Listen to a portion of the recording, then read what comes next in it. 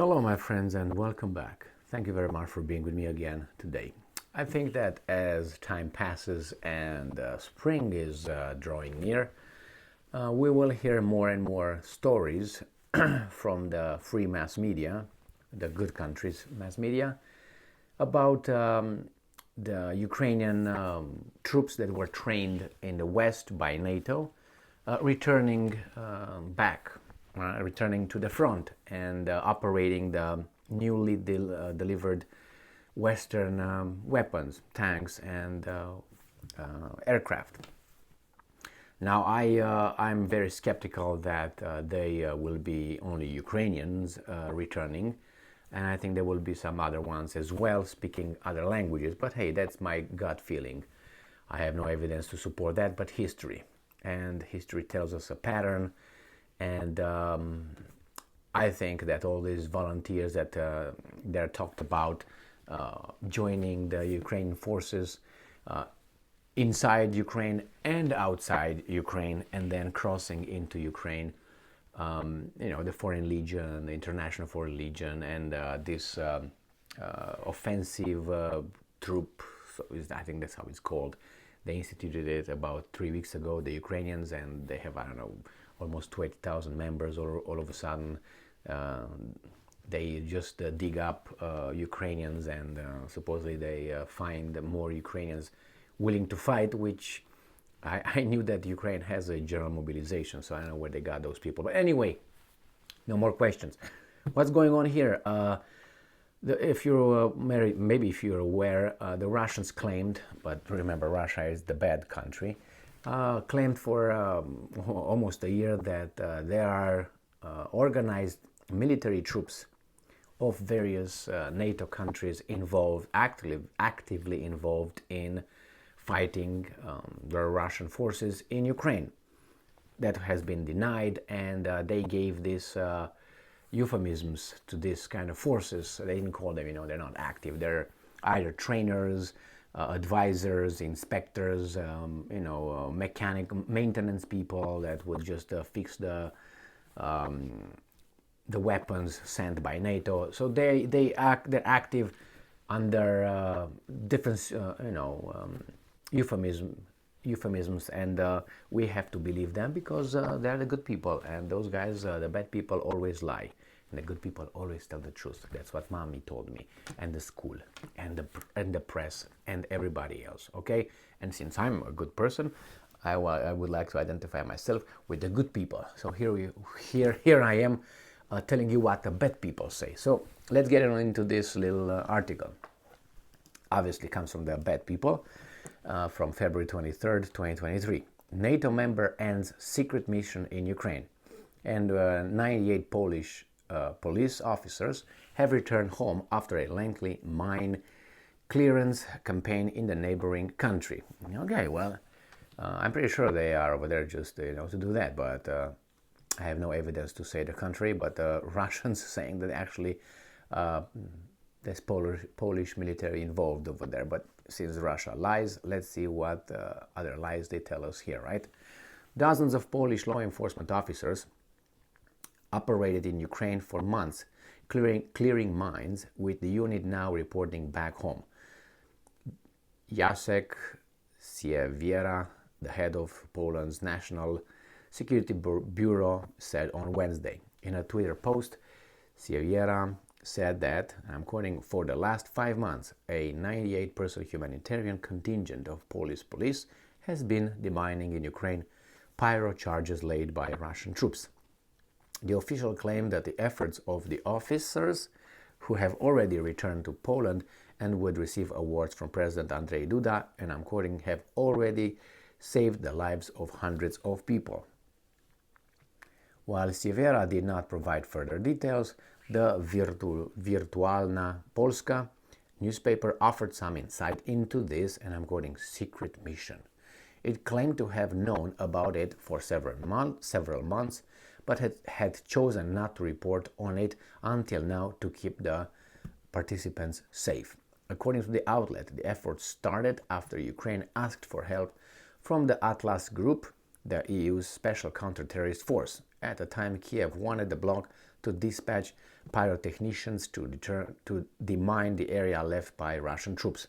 The paper noted that Ukraine lacked specialists for such work, while NATO could not deploy its pioneers because Russia would consider it a provocation. Yeah, but sending all kind of weapons to kill the Russians is not a provocation, huh? However, according to the newspaper, all of the Atlas members, only Poland answered Ukraine's call, with other countries deeming such a mission too dangerous. Okay, what do you mean? Too dangerous? Too close to the front or something? Or captured? It will be looking bad? They will just say they're volunteers. What do you want? The campaign is said to have kicked off in October and was meant to last 3 months. In December, however, it was extended for another 2. The report says both pyrotechnicians and paramedics could reportedly join the mission, with only volunteers being deployed to Ukraine. See the keywords? Volunteers and humanitarian. I'm pretty sure that's what it is. I don't have evidence to, as I said, to contradict that. During the operation, police officers removed a total of 2,000 dangerous items, with none of them suffering an injury. Virtuala Polska said. Very good. Last week, Polish media reported that Ukraine had approved the creation of a Polish volunteer unit. Pam, pam, pam. But they're volunteer, which is supposed to be used for reconnaissance and sabotage missions.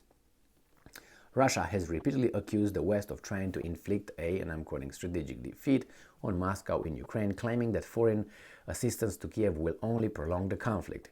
It has also blasted Western arms shipments to Ukraine, warning that the weapons, and I'm quoting, as well as foreign military personnel operating them are legitimate targets for Russian military. Now this last piece here, foreign military personnel operating them are legitimate targets, is, I would say, the possibility, and I think it's not a possibility, but it's more than a possibility, that this Western tanks and HIMARS units and the the Patriot batteries that the Americans are going to deliver. I think Germany delivers 1 or 2. They require about 80 people to operate them, and their training requires an extensive period of time. I think it was about 6 months or so. It's been reported that 100 Ukrainians were brought into the United States of America in the state of Oklahoma, being trained over there for this mission. I have reservations into thinking that the Americans will provide, or the Germans will provide Ukrainians this advanced weapons to operate in Ukraine against the Russians, for at least 2 reasons. One, the possibility that the first, let's get it clear. You need a lot of training to be able to be an expert operating a multi-million-dollar aircraft or tank. You don't give that, tank or whatever you're going to send over there, F-16 or Typhoons or whatever, fighter jets, and let a Ukrainian pilot operate it. They're pilots, okay, I understand that, but remember, that pilot can take that plane to Russia if he chooses, and he's going to become a millionaire and have his half of the world open for him to live as a millionaire. Remember that, I think it was MiG-31, if I remember correctly, MiG-31 or MiG-29 that landed in Japan. So a pilot took it, and they had a mission in East Asia, the Russians, and he decided to veer a little bit and landed in Japan. So that's how the Americans knew everything about that airplane, and they gave it back after they opened it up, and then gave it back to the Soviets. So they're probably afraid something like this would happen here too. It doesn't mean that only a Ukrainian pilot could do that, not American pilot of an F-16 could do that if the money is good enough. But on the other hand, that's one, that you need training. The other one, the opportunity, the possibility that these planes could end up in the Russians' hands, and that's a big risk, or simply could be, sold to other interests. So Regarding the Poles, I have no evidence to say that. I mean, who has? If the newspaper comes and tells you tomorrow that the Poles are just over there just to use their binoculars and look at the Russians, that's what we're going to believe, because we don't have people on the territory to see what Janos is doing over there. But if you hear the other one saying, no, no, no, actually, there's Polish military involved in active fighting against our troops, again, these guys are claiming that. We're not over there to, oh, okay, that's a Polish guy. I know him by his lips. You know, I can't figure it out. So we are at the whim of this big propaganda units that are active, and we have to believe them, even if they say, well, we have the ministry saying that. Well, they all lie. It's kind of, it's hard to really know what exactly happens over there. As I said, these guys could be just in reality just demining fields, but they could be troops that would be involved in sabotage missions. For me, the possibility is 50-50 either way. The idea is just pay attention when the Russians will conduct their offensive. Supposedly they started it. I don't think that's an offensive, whatever they do right now. It's a pre-offensive or something like that. If this is the offensive, that means that's bad, okay? Just so you know. So when the Russians are finishing their offensive, the so-called spring offensive, whatever it is, then by that time all these volunteers and trained personnel will return to Ukraine with the weapons provided by tanks and airplanes and long-range missile systems, and then they will start their counteroffensive if the Russians are done and exhausted. And that would be, I think, the last attempt to, I don't know what exactly, because I don't know exactly what these guys are trying to do, unless you get rid of Putin and about, as I said, 300 other people around him and in positions in key locations. You cannot win against these guys. Why? Because they can always use the nuclear weapons and close the business, if you know what I mean.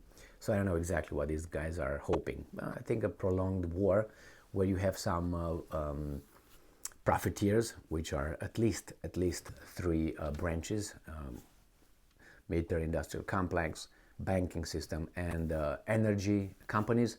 If they keep forever, or they keep like this, they will make a ton of profit. But hey, they were just lucky. We're just lucky to have this situation created by evil Russians, and they just help. They are just helping. They help with weapons. They help with extra,